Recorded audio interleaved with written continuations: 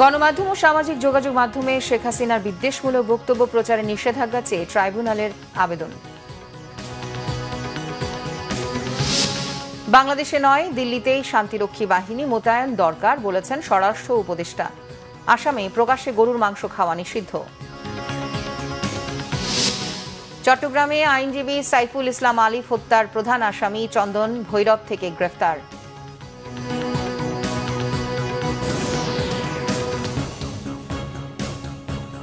দেখছিলেন ক্রাউন 7 সংবাদ শিরোনাম, এবারে বিস্তারিত। গণমাধ্যম ও সামাজিক যোগাযোগ মাধ্যমে শেখ হাসিনার বিদ্বেষমূলক বক্তব্য প্রচারে নিষেধাজ্ঞা চেয়ে আন্তর্জাতিক অপরাধ ট্রাইব্যুনালে আবেদন করেছে প্রসিকিউশন টিম। বৃহস্পতিবার সকালে প্রসিকিউশনের পক্ষে সংশ্লিষ্ট শাখায় আবেদন করা হয়। ট্রাইব্যুনালের চেয়ারম্যান বিচারপতি মোহাম্মদ গোলাম মর্তুজার নেতৃত্বাধীন 3 সদস্যের বেঞ্চে শুনানি হবে।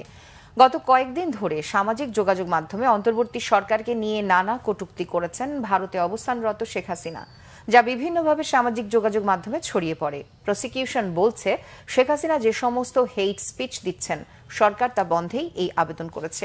এর আগে গেল 18 নভেম্বর, জুলাই, আগস্টে গণহত্যার ঘটনার দায়ের করা মামলায় সাবেক প্রধানমন্ত্রী ও আওয়ামী লীগ সভাপতি শেখ হাসিনার বিরুদ্ধে 1 মাসের মধ্যে তদন্ত শেষ করার নির্দেশ দিয়েছিল আন্তর্জাতিক অপরাধ ট্রাইব্যুনাল।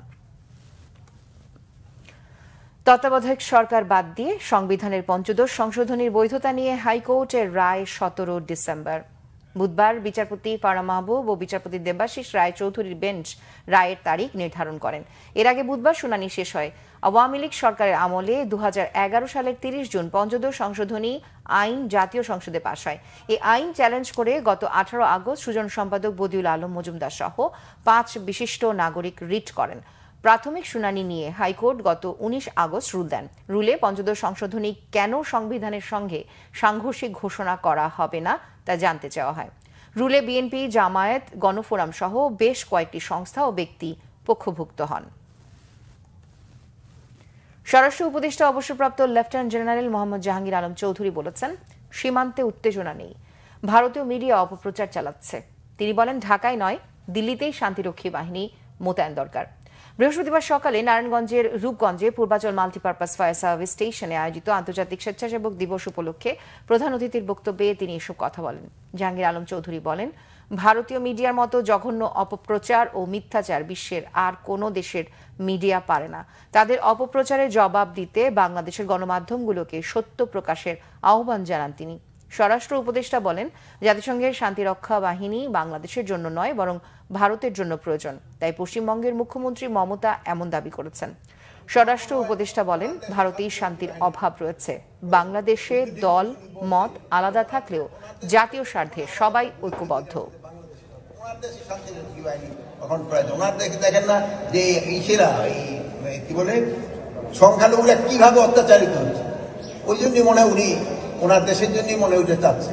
কোন ধরনের হুমকির মুখে নাই, আমাদের সার্বভৌমত্ব কোনো হুমকির মুখে নেই, কোন ধরনের আমরা হুমকির মুখে নেই। আপনারা আমরা সব একসাথে হয়ে এটার এই যে ওদের যে মিডিয়ার প্রচারণা আমরা প্রতিবাদ করি। চট্টগ্রাম আদালতে আইনজীবী সাইফুল ইসলাম আলিফ হত্যা মামলার প্রধান আসামি চন্দনকে গ্রেফতার করেছে পুলিশ।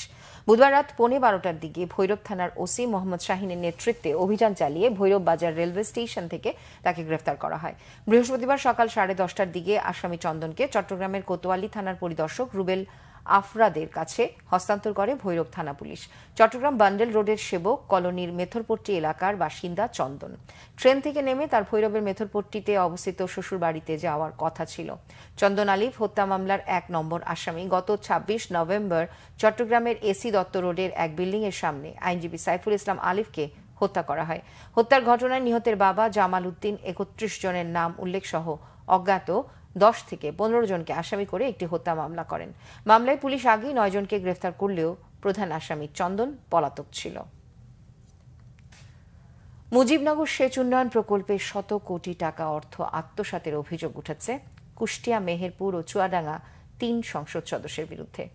2020-21 অর্থ বছরে প্রকল্পটি অনুমোদন দেয় বাংলাদেশ কৃষি উন্নয়ন কর্পোরেশন BADC। প্রকল্পে 75% কাজ সম্পন্ন দেখানো হলেও বাস্তবে বেশিরভাগ কাজের নেই কোনো অস্তিত্ব। কুষ্টিয়ার প্রতিনিধি হাসান আলী তথ্য ছবিতে একটি ডেস্ক রিপোর্ট। পানি নিষ্কাশন ও সেচ ব্যবস্থা উন্নয়নে 2020-21 অর্থ বছরে কুষ্টিয়া, চুয়াডাঙ্গা ও মেহেরপুরে অনুমোদন পায় মুজিবনগর সেচ উন্নয়ন প্রকল্প। 3 জেলার 21,000 হেক্টর জমিতে 248 কোটি 43 লাখ টাকার প্রাক্কলন ব্যয় ধরে প্রকল্পের সময় বেঁধে দেয়া হয় 5 বছর।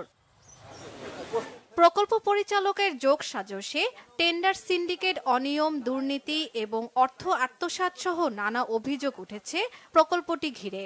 আমরা যে লাইসেন্স রেনুর জন্য টাকা দিচ্ছি, আমাদের একটা লাইসেন্স না, কিন্তু এই প্রতিষ্ঠানটা জিম্মি করে রেখে একতরফা ভাবে তারা কোটি কোটি টাকা লুটপাট করেছে। আমরা কোনোদিন কাজের অংশগ্রহণ করারই সুযোগ পাইনি।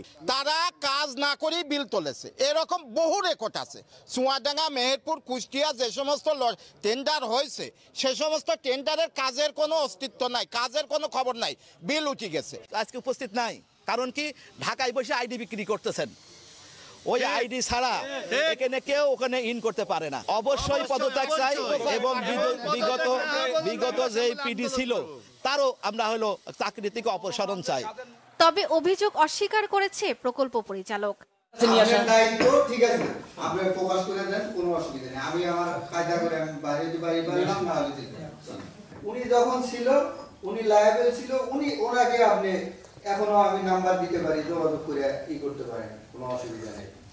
কিন্তু ওনার ধরে নিয়ে আমার মনে করেন আপনাকে আমি বক্তব্য দিলাম, ওনার এটা নেগেটিভ ছিল, উনি তো আমার শেষ চালান নেই। উন্নয়ন প্রকল্প বাস্তবায়নে অর্থ হরিলুট বন্ধে জড়িতদের দৃষ্টান্ত শাস্তির দাবি জানিয়েছেন স্থানীয়রা। Banglavision news desk. আন্তর্জাতিক প্রসঙ্গ। এবার প্রকাশ্যে গরুর মাংস খাওয়া নিষিদ্ধ করে আইন সংশোধনের ঘোষণা দিয়েছেন ভারতের আসাম রাজ্যের মুখ্যমন্ত্রী বিজেপি নেতা হিমন্ত বিশ্ব শর্মা। এর আগে চলতি বছরের মার্চে আসামে মাদ্রাসা বন্ধের বিতর্কিত নির্দেশনা জারি করা হলেও গত 5 নভেম্বর সুপ্রিম কোর্ট এতে হস্তক্ষেপ করে। বন্ধ হওয়ার হাত থেকে রক্ষা পায় 25,000 মাদ্রাসা।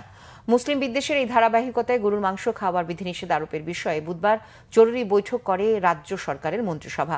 ওই বৈঠকের পর রাজ্যের মুখ্যমন্ত্রী হিমন্ত বিশ্ব শর্মা জানিয়েছেন, এখন থেকে রাজ্যের কোনো হোটেল, রেস্তোরাঁ, কোনো অনুষ্ঠান আর জনবহুল স্থানে গরুর গোশত পরিবেশন করা যাবে না। গো হত্যা বন্ধ করতে 3 বছর আগে এই আইন প্রণয়নের সুফল পাওয়া যাচ্ছে বলেও দাবি করেছেন আসামের মুখ্যমন্ত্রী। এই ছিল এখনকার মতো। পরের সংবাদ দুপুর 2টায়, এর আগে 1টায় হচ্ছে নিউজ টপ 10 দেখার আমন্ত্রণ রইল। এছাড়া বাংলাভিশন সংবাদ ও সংবাদ সংশ্লিষ্ট অনুষ্ঠান দেখতে ভিজিট করুন www.bbnews24.com ও facebook.com/bangladeshinews এবং সাবস্ক্রাইব করুন youtube.com/bangladeshinews। এতক্ষণ সাথে থাকার জন্য ধন্যবাদ সবাইকে।